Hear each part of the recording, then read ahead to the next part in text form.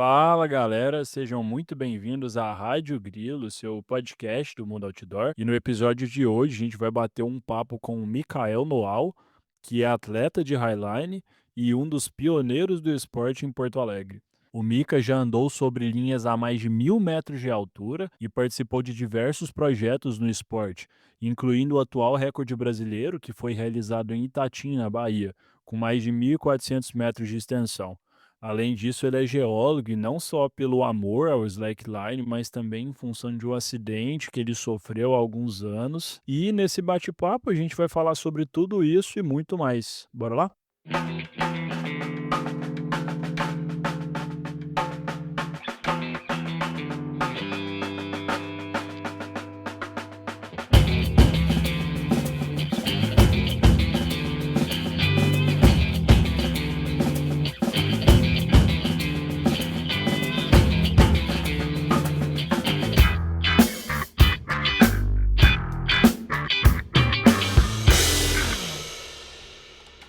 Para começar, imagine que nós estamos em cima de um highline. Então, como você explicaria em uma frase o que é essa modalidade para uma pessoa que nunca viu? Eu acredito que em cima de um highline, assim, né, imaginando a cena, eu acho que é uma imersão para dentro de si mesmo, assim, né. Tu conseguir de fato ter um contato com si mesmo, pode-se dizer meditação, né, pode-se dizer mente atenta, um estado elevado de concentração, assim, eu acho que esse que é como eu resumiria, assim. Pô, irado. E eu escutei dizer que você foi um dos pioneiros, assim, na cena do highline em Porto Alegre. Então, como que era essa cena mais ou menos quando você começou? Então, quando eu comecei a fazer slackline ali, 2010 eu conheci o slackline. E aí eu tive um ano conheci numa praça e tal, e depois eu fiquei um ano sem praticar, porque eu praticava outros esportes. E aí depois, um ano depois, eu fui conhecer em Porto Alegre, era em outro local que eu tinha conhecido de fato.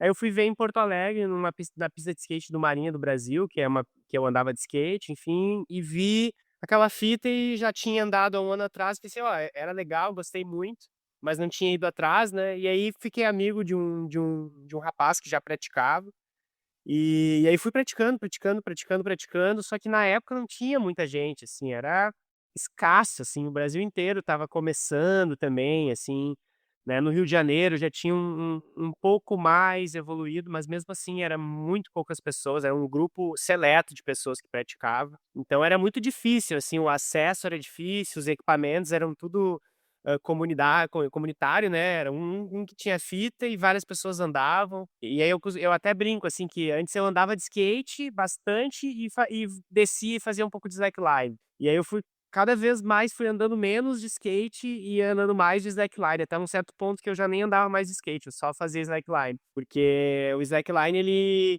te leva a um controle da tua mente, assim, de concentrar, um foco, assim, que eu gostei muito, assim, porque eu também tive eu sempre fui uma pessoa muito elétrica, muita energia, assim, e isso me ajudou a canalizar, a ficar no momento presente. E aí então eu conheci os escaladores, comecei a escalar, né, isso já com uns dois anos de prática, e fui para Minas Gerais. Em Minas Gerais eu tive contato com o pessoal que já fazia highline mesmo, que era um escalador, e era muito escasso no Brasil, tinha assim a comunidade do Rio, como eu te comentei, e Minas tinha os escaladores mesmo, assim, que faziam. Aí eu tive a minha primeira experiência em Minas, voltei para o Rio Grande do Sul já com aquele objetivo: "Ó, eu preciso escalar, preciso conhecer o universo da escalada para ter esse contato mais, íntimo com o highline no meu estado, né, no Rio Grande do Sul".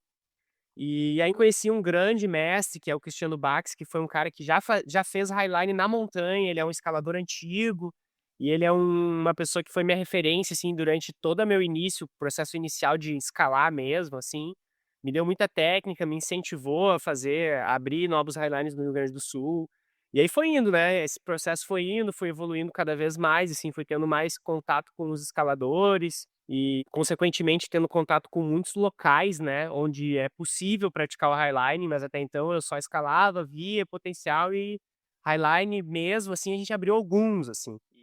E até então daí, vamos dizer assim, no pico da minha habilidade e resistência e tal, eu fiz um curso de acesso por corda também para para ampliar o conhecimento técnico, né, na área de nós e amarrações, ancoragem, enfim.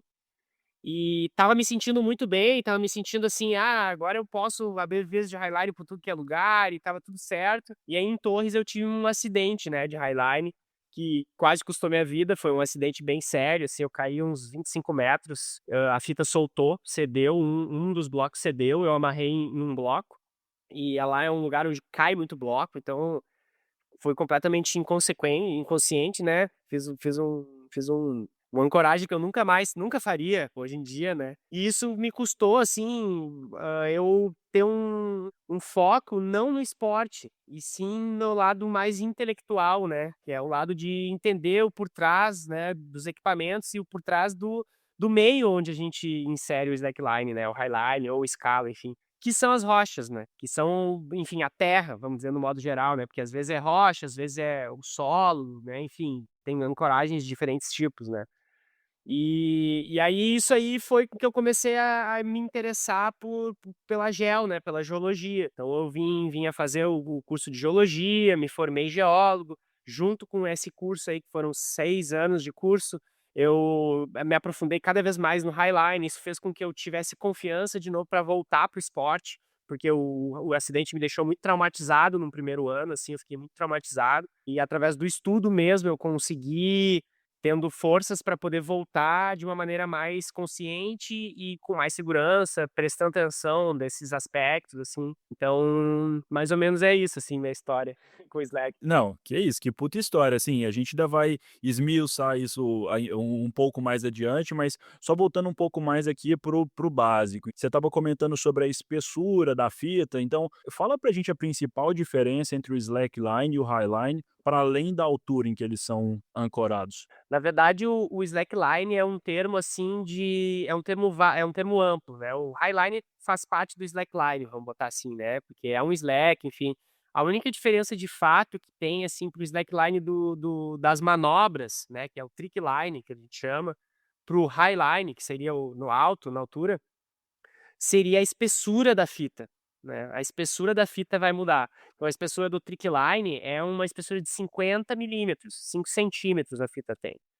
Enquanto que no long line, que seriam as distâncias longas, mas não na altura, ou no high line, que seria na altura mesmo, as fitas elas variam aí de 25 milímetros, metade dessa, e podendo chegar até 17 milímetros, que são as fitas mais modernas aí, que de alta tecnologia, que mais leves, né, para poder fazer travessias ainda maiores. E aí o material também acaba mudando, que é o material da fita mais grossa é poliéster, né, 100% poliéster, que ela é flexível, ela tem uma elasticidade específica e tal, enquanto que essas fitas mais finas de highline, para essas distâncias maiores, é de Dyneema. Mas existe também no highline fitas de poliéster, existe fitas de nylon também, que são bem elásticas. Então, cada fita tem a sua nuance, assim, né? Ah, quer fazer um highline longo, muita distância?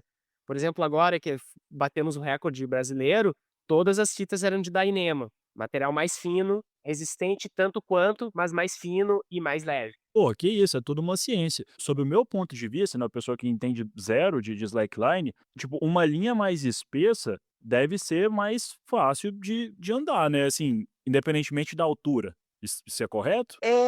Eu costumo dizer que o mais difícil e o mais fácil é sempre pela prática, assim, sabe? Porque se tu praticou só numa fita fina, tu vai chegar numa fita mais grossa e vai achar a fita mais grossa mais difícil.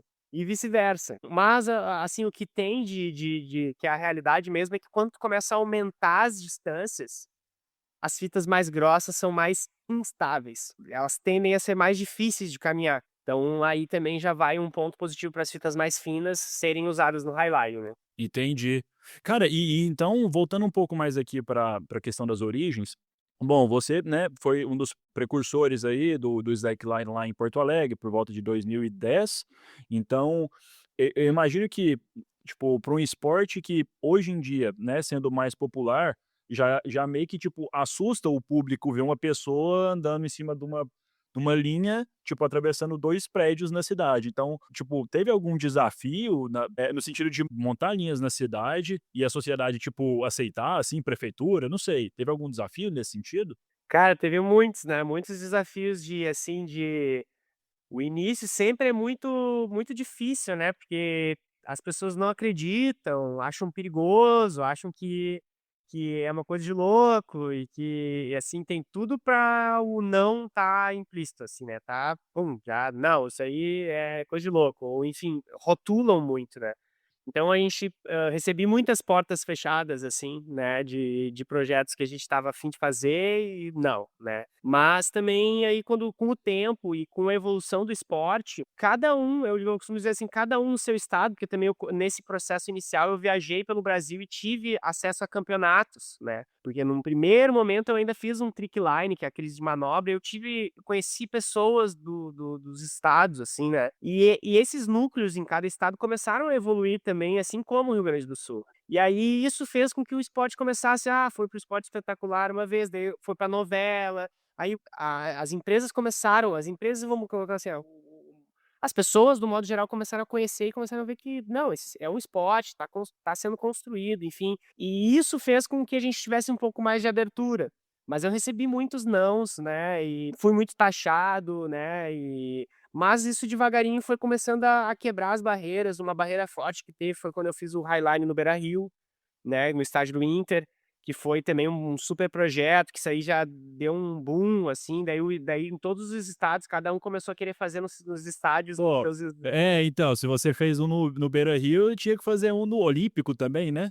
o no Olímpico, inclusive eu recebi um não da arena lá, que eu tentei, né, eu fui atrás também, embora meu avô é colorado, a família é colorado e tal, então foi mais fácil, assim, entrar, né. Mas no Grêmio eu tentei também e recebi um não, porque a arena é muito bonita também, não nem pelo time, mas sim pela ação mesmo, que foi muito bonito, né. Sim, e então, assim, a população de uma maneira geral começou a ver que era, tipo, de fato um esporte, né, não era, tipo, só um bando de gente louca atravessando em cima de uma fita, e então a percepção de perigo, assim, vamos dizer, ela, tipo, diminuiu.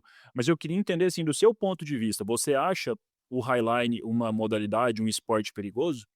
É uma boa pergunta essa. Eu acho que também depende muito, né, de vários fatores. Eu acho que pode ser sim muito perigoso, mas se bem executado, com todas as linhas de segurança bem, assim, claras, a gente minimiza muito os riscos, muito mesmo, assim.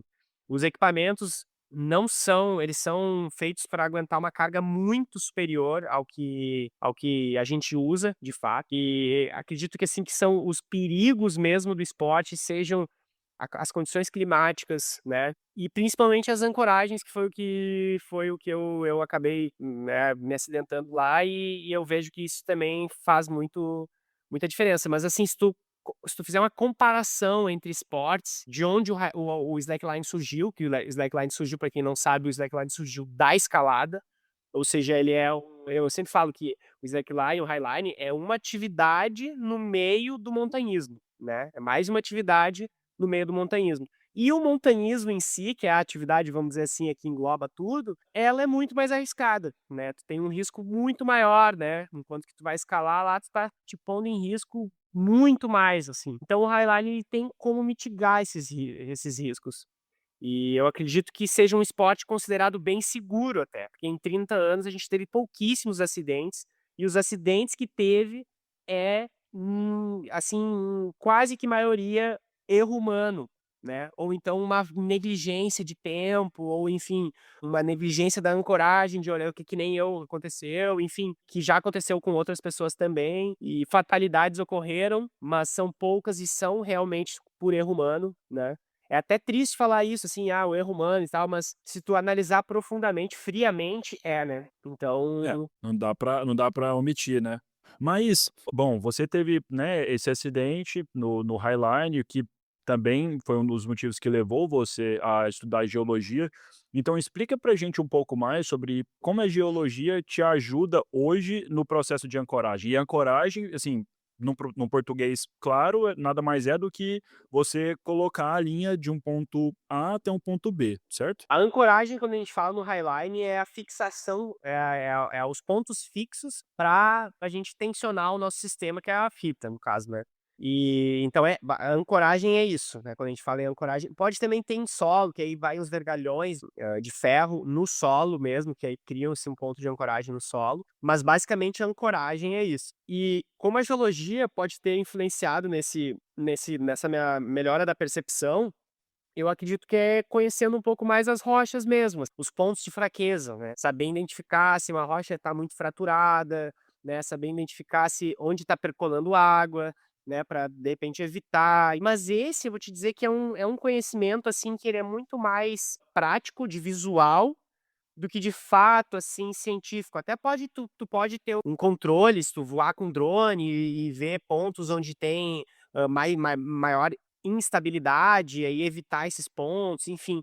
Mas o que a gente costuma fazer mesmo é olhar o lugar onde isso que eu te falei, não tem tanta fratura, a rocha é mais sólida, estudar qual rocha que é, né, porque, por exemplo, rochas sedimentares têm uma tendência a ser mais friáveis e mais frágeis, então a gente vai ter que utilizar uma ancoragem, mais robusta, no caso ancoragens químicas, né, e só depois eu vi que a geologia é um universo, assim, né, muito grande, que envolve clima, envolve também o local, e também me incentivou mais ainda a conhecer o planeta Terra como um todo, né, porque é muito grande, né. Pô, que da hora, cara. Obrigado pela explicação. Eu acabei de me sentir numa aula de geografia lá na sétima série, que eu adorava, cara, a propósito. Mas então, aí, por exemplo, beleza, você passa por esse processo da escolha da rocha, mas aí também tem um processo no sentido de, tipo, nivelar o ponto A com o ponto B. Conta um pouco mais sobre esse processo, por gentileza. Esse processo, na verdade, ele pode ser feito com uma bússola, ou enfim, de olho mesmo, assim, mais ou menos e tal. Hoje em dia pode ser feito com drone, né, tu voa o drone de um ponto, vai até outro ponto, sabe mais ou menos qual é o desnível que tem entre um ponto e outro. E existe também um laser, né, que eu também tenho, porque eu sempre tive essa visão de conquistar novos highlines, que a gente chama, né, de abrir novas vias. E aí, então eu também comprei esse laser que faz uma medição de uma trigonometria ali, tu consegue saber a distância, tu consegue saber a altura que está em relação ao ponto onde tu tá mirando. Isso aí são formas, né. Mas agora quando tu começa a pegar linhas muito distantes, aí já começa a ficar o drone já começa a ficar imprescindível para saber a distância real e a altura e tal. É mais ou menos isso que a gente consegue nivelar, assim, né. Pô, da hora. E por falar em linhas longas, então eu vi que você encadenou uma linha de 644 metros a 1.000 metros de altura, lá na Serra Catarinense. Então essa altura, pelo que eu pesquisei aqui, é equivalente a 3 torres Eiffel empilhadas. Esse foi o seu highline, ou seja, o seu highline mais alto? Eu acredito que sim, se comparando aí também aos highlines que eu fiz lá no enseada do Rio da na São José dos Ausentes, lá na Serra do Rio Grande do Sul, que também tem mais ou menos essa altura. Os canyons, né, são maravilhosos e tem essa altura toda, é vasto e sim, foi o highline mais alto, acho que eu já fiz até agora. Pô, cara, que incrível. E conta pra gente como é que é a sensação de estar lá nas alturas, né, tá, tipo, nas nuvens, literalmente. Cara, é bem emocionante, na verdade esse highline aí foi um sonho, né. Na verdade todos os highlines são sonhos, assim, que a gente vai primeiro sonhando e de repente acaba se concretizando, porque é algo que não tá lá, né, a gente cria aquele ambiente, né. E esse foi mais um daqueles, assim, que desde a faculdade eu já tinha esse sonho, inclusive até é engraçado que um professor meu falou: "Ó, aí Mica, um dia, atravessar aí", daí eu falei: "Não, esse é muito longe, uma distância muito longa", na época era muito longo, ninguém andava aquilo, sabe. E aí um grande amigo, que é o Ícaro Martins, que é um rapaz muito dedicado ao esporte, assim, ele é guia de turismo, e ele se mudou pra Serra Catarinense e começou a se envolver com a prefeitura, enfim, conseguiu autorização, porque é um lugar que é super restrito, tem, né, não é tão simples, assim, de chegar lá e montar, tem que ter toda a autorização de tudo, enfim, ele fez um evento de fato para isso acontecer, e a partir daí sim, teve a conquista da linha, que já foi algo, assim, surreal, foi super bem, programado, o tempo permitiu também, o tempo estava horrível antes, e daí de repente abriu uma janela de tempo perfeita pra gente conseguir desfrutar, e a sensação de estar lá em cima, então, foi toda essa gratidão por todo esse tempo de preparação até chegar no momento, gratidão dos amigos também por poder porque highline a gente não faz sozinho, a gente sempre tem que ter uma equipe por trás, né. Então, aí na hora de andar é aquela eu costumo dizer que é a parte boa, é a parte fácil. Todo mundo acha: "Andar é difícil", não, andar é fácil. Difícil é montar, fazer toda essa logística, conseguir todas essas autorizações quando o pico precisa, exige, e aí depois andar, assim, foi uma é como eu disse lá no início, lá, é uma meditação pura, assim, é um mix de sentimentos que a gente vai controlando isso a partir da respiração, a respiração ela vai comandando, e aí tu absorve toda aquela natureza que tá por fora, assim, e a concentração ela é muito presente, assim, ela é o que é o carro-chefe para te manter ali de pé e seguir andando, né. Porra, cara, que da hora, assim, eu só consigo imaginar, porque eu nunca passei nem próximo de alguma coisa nesse sentido. Mas, eu queria entender como que é a gestão do medo para você? Bom, você tá ali em cima, naquela concentração máxima, você entra em modo automático, você pensa sobre a altura? É meio que quase que impossível de não sentir medo, assim, o medo ele ainda mais quando é um highline que tu nunca andou, que tu não conhece, então o medo ele tá presente, ele é o que te move ali, tu vai entrar no momento que tu entra na linha, tu entra com um certo medo, assim, o coração sempre dá uma pulsada mais forte, assim, né, tu fica com aquela sensação de adrenalina mesmo, assim. Mas aí entra o processo de tu se lembrar que tu tá ali, porque tu praticou no chão muito, porque tu teve real, tu tem real condições de estar ali. E aí tu tem que conversar contigo mesmo, botar pra ti mesmo que não, que eu sei fazer esse esporte se sentir em casa naquele ambiente, conseguir trazer pra si que aquela fita é o teu chão. E não existe mais outro chão, é aquilo ali. E isso aí só consegue fazer a partir do controle da respiração. A gente vai respirando, vai se acalmando, entrando pra dentro, até o ponto que tu: "Ah, agora eu tô bem", e aí tu te levanta e nos primeiros passos não vai ser tão raramente acontece nos primeiros passos de sair deslanchando, não, tu vai bem devagar e vai sentindo, né, até o ponto que tu começa a se acostumar, começa a ver que não, tá tudo bem, e aí a travessia em si normalmente, quando ela é completa, quando é uma cadena, quando é uma travessia sem quedas, ela é muito suave, assim, ela tem uma tu vai realmente conseguindo relaxar, assim, tu vai conseguindo descansar, manter os braços tranquilos e a respiração vai conduzindo, tua mente pensante acaba diminuindo, o fluxo de pensamentos acaba cada vez mais diminuindo, até o ponto que tu só fica na tua respiração, que é a meditação, e tu vai indo, tu vai caminhando em plena meditação, meditação ativa, né. Que loucura! Então, assim, uma linha dessa com 640 metros, né, de distância, você demora mais ou menos quanto tempo para atravessar, se você não cair? Nessa aí em específico eu demorei acho que uns quase 40 minutos, 38 minutos. Embora pode atravessar mais rápido, né, eu não sou uma pessoa assim, eu não sou um dos atletas mais rápidos aí, né, tem atletas que atravessariam essa fita em 15 minutos, 20 minutos. Então, mas assim, é muito doido eu pensar, bom, você a 1000 metros de altura, caminhando numa linha, assim, entre montanhas, né, a 1000 metros de altura, caminhando sobre uma linha com 3 centímetros de espessura durante 30 minutos. Cara, acho que é um estado de mental, assim, como você disse, de meditação, muito profundo, cara. Deve ser um negócio muito louco. É, sem dúvida é um cada vez mais, assim, agora também com o recorde que foi eu demorei na primeira travessia eu demorei 1h16 e na segunda foi um pouco mais rápido, foi 1h06, eu caí menos. Infelizmente nas 2 travessias eu tive quedas, mas foi bom também para eu aprender, assim, a com as quedas, a gente aprende muito com as quedas, né, a gente aprende muito com o não é fracasso, mas, o erro, assim, né. Da hora, cara. E então você tem comentado aí sobre essa conquista lá em Itati, então só para dar um panorama aqui para quem não acompanhou, então, recentemente você participou da montagem desse que foi o maior highline do Brasil, até onde eu pude pesquisar, né, em Itati, na Bahia, com 1.400 metros de extensão. Cara, isso é loucura.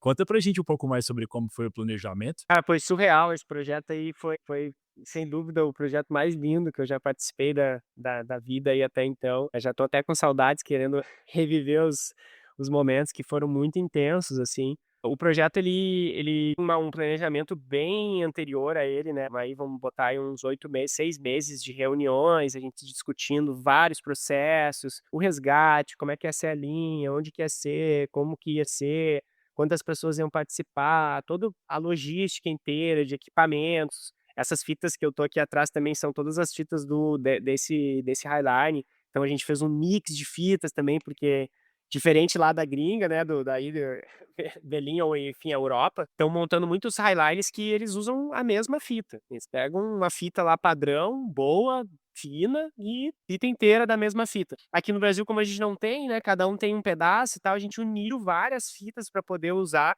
Apelidão até do Frankenstein, né, porque são várias fitas diferentes conectadas. E aí, enfim, toda essa logística aí, até que no final a gente foi para Itatim antes, né, um pessoal foi antes para Itatim, para reunir com a prefeitura, porque tinha um projeto, e a prefeitura, assim, super alinhada, a prefeitura de Itatim é uma prefeitura muito legal, eles incentivam muito o esporte, a educação, a saúde, eles são muito ligados, assim, e eles nos deram total apoio, a gente conseguiu uma casa muito próxima do pico onde a gente montou, a gente conseguiu a alimentação, que foi, né, para o transporte, a hospedagem, que no caso é essa casa, e a alimentação a gente teve, assim, super perfeito, então isso foi também fundamental para nossa performance como todos os atletas, eram 20, me desculpa se eu errar, mas eu acho que eram uns 24 atletas, né, e mais uma equipe de filmagem profissional, então vai sair um filme, aí já dando um spoiler, vai sair um filme aí para julho, agosto, vai sair um filme dessa conquista incrível, né, o pessoal da filmagem muito bom, assim, eles são do cinema mesmo, então vai sair um material muito legal pra gente poder também fazer próximos, e esse é um piloto muito bom para os próximos, né. E junto a isso, assim, é aquela expectativa de quebra de recorde, né, que a gente tem aquela coisa de: "Ah, será que vai dar certo?", né, "Como é que vai ser?". Mesmo que a equipe boa, pode ser que o clima, a gente estava com medo do vento também, que o vento na região não é tão fraco, mas a gente pegou uma linha bem alinhada com o vento, então isso aí também facilitou com que a fita não entrasse numa tensão tão grande. Ela tinha 2 dinamômetros em cada lado, então a gente conseguiu manipular bem as tensões em cada lado. E foi legal também, porque quando a gente acabou de montar, a gente estava no pico do vento dos dias, que era sempre à tarde dava um vento mais forte. E a fita estava bem solta e chegou a um pico ali de 350 quilos, que é muito tranquilo. E então teve todo, assim, um aporte de segurança, até porque os equipamentos evoluíram e também nós atletas compramos equipamentos, né, já temos acesso a esse equipamento que antes era muito caro e mesmo só na Europa, assim, as pessoas tinham esse equipamento de medir tensão, que é um equipamento super caro, a gente acabou de comprar agora em 6 pessoas. É um equipamento que custa aí R$ 5.700, pegando barato, a gente pegou Que direto isso, cara. da fonte. E é um equipamento só de medir tensão. Ele não faz nada, vamos dizer em outras palavras, ele é só para segurança. Então e a gente tinha 2, a gente tinha até 3, mas assim, usamos os 2, né. Então o pessoal tá tendo esse equipamento, né, o pessoal que veio também, que são os atletas que vieram, trouxeram fitas de fora do Brasil, né, com alta tecnologia também. Então isso aí fez com que o projeto fosse mais tranquilo de ser executado, embora tenha sido uma missão mesmo, assim, né, passar a linha não foi fácil, o próprio puxar a linha também não é tão fácil, né, foram 4 horas puxando a linha, e mais ou menos umas 3 horas depois soltando a linha quando foi desmontar. Então é um processo, assim, quanto maior a linha, maior é o tempo de montagem, né, a logística fica muito grande, assim. Faz sentido.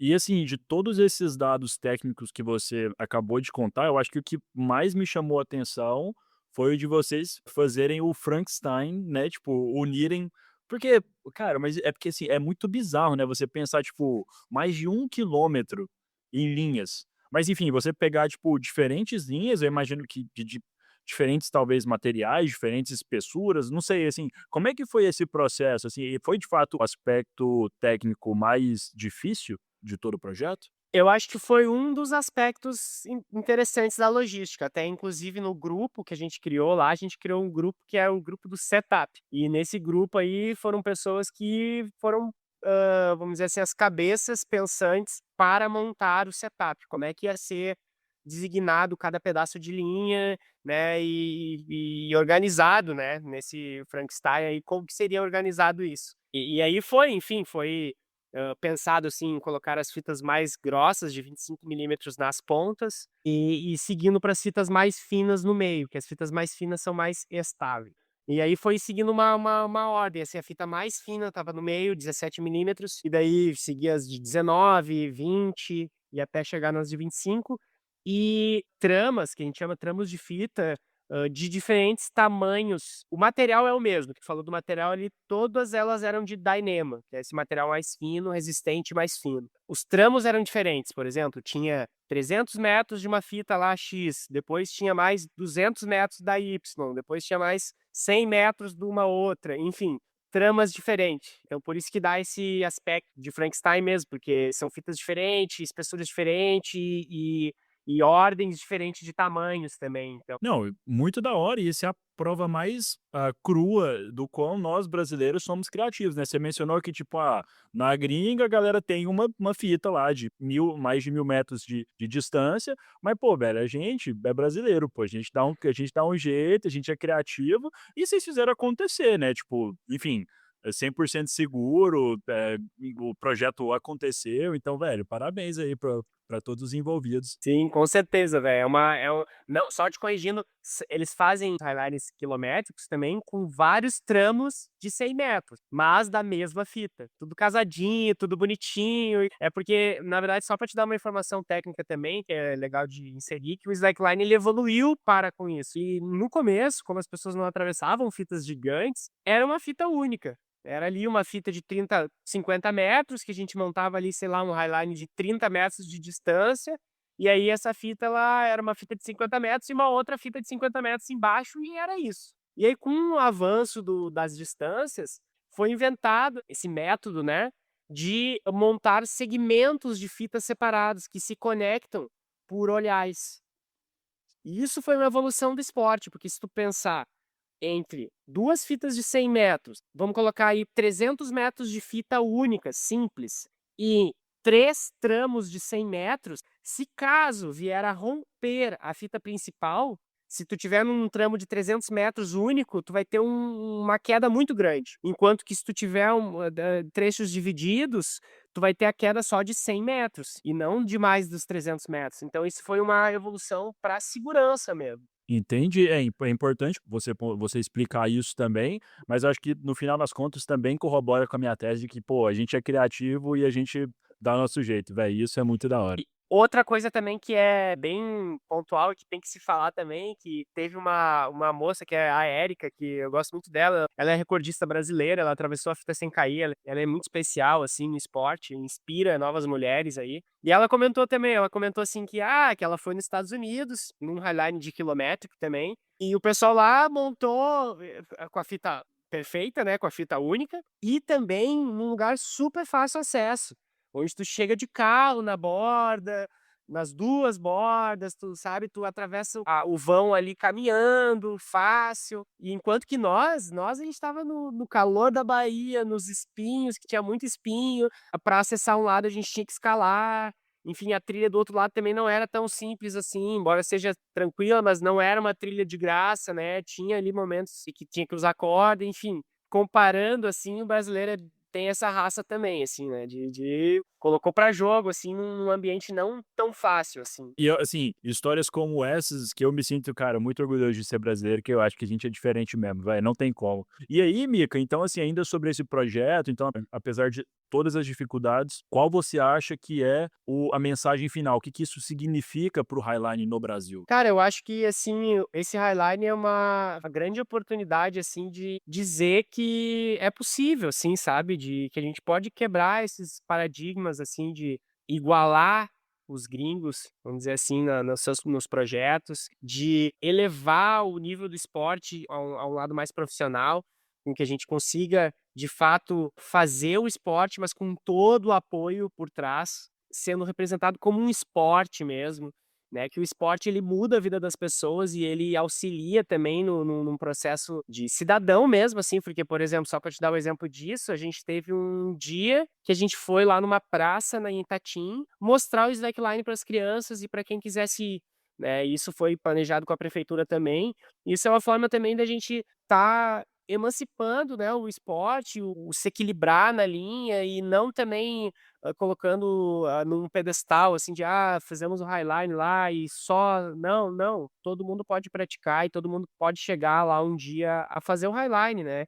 Então acho que o que eu vejo, assim, de positivo desse projeto, assim, é podemos, sabe. Somos capazes, temos uma equipe boa, atletas muito bons, e falta de fato esse incentivo ao esportes. E isso eu acho que é mais do que nunca é a nossa organização como equipe do Brasil, assim, né, como atletas do Brasil, para se organizar para conseguir recursos e cada vez mais esses projetos serem maiores, com mais subsídio, né, que isso aí também faz com que fique mais seguro e também novas pessoas tenham essa visão, assim, de: "Ah, não, estão fazendo, eu também posso, né, ir atrás e tá sempre nessa busca, assim, né, de evolução mesmo, assim, né. Sim, é um efeito em cadeia e, cara, muito inspirador, você contar, enfim, sobre, tudo o que envolve, né, não só o projeto, mas o futuro do slackline no Brasil. E então, por falar em futuro, conta pra gente um pouco mais sobre quais são os seus próximos projetos,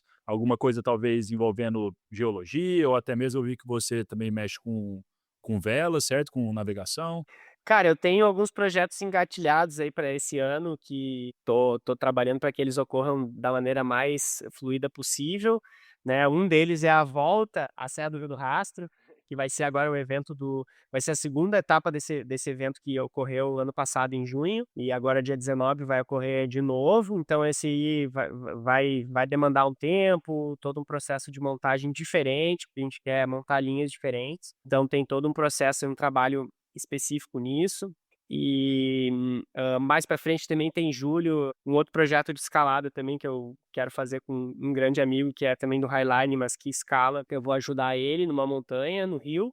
E assim os projetos também, da vela que tu comentou também, eu tenho um irmão que veleja, é capitão, e eu gosto muito da vela, eu me identifico muito com esse universo mesmo que é da vela, de poder morar num veleiro, poder estar em contato mais ainda com a natureza, né, poder ter essa o potencial de exploração mesmo, assim, né, de tu explorar novos locais que nunca foram explorados, enfim, quiçá ainda fazer highlines em lugares que ninguém nunca acessou. Esse é o meu projeto de vida futuro, assim, que em breve a gente vai estar com certeza executando, sem dúvida. Pô, cara, que irado, só projetões assim, então para quem quer te acompanhar, quem quer tá ligado aí nas suas próximas aventuras, onde que essas pessoas podem te seguir, como é que são seus canais? Cara, a gente tem eu e meu irmão, a gente tem um canal do YouTube, que pode seguir lá, que a gente posta tanto o lifestyle mesmo, assim, como os esportes que a gente pratica, como o nosso lifestyle, como vídeos de vela, de uns vídeos também de videoaulas também, né, de alguns pontos específicos. E também tem o meu Instagram, que é o meu nome mesmo, Micael Noal, que também eu posto coisas lá. Tem o Instagram nosso, meu e do meu irmão também, que é associado a esse canal. E basicamente é isso, velho.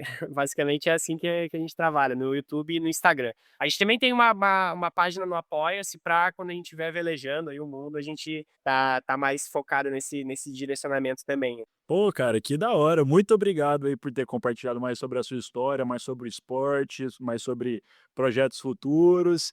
E é isso, velho. Muito obrigado e muito sucesso na sua jornada. Obrigado também, João, por dar essa oportunidade de poder estar contando um pouquinho a minha história com o slackline, mas não só também, né, mas também de alguma forma inspirando novas pessoas a praticar esse esporte que mudou a minha vida totalmente, mudou a vida de tantos amigos, assim, de tu ver, assim, pessoas que saíram de obesidade para pessoas super saudáveis ou de pessoas que tinham problemas com alcoolismo, a hoje tá dando aula para criança e, enfim, com as suas vidas, assim, super iluminadas. Então é uma honra, assim, poder, estar fazendo parte também dessa equipe do recorde brasileiro e é uma honra poder estar passando um pouco mais de toda essa bagagem que eu tive, assim, ao longo desses anos com esse esporte que é a minha vida, eu acredito que é ele que me mantém no eixo aí para poder seguir evoluindo e emanando o amor para as pessoas e de uma forma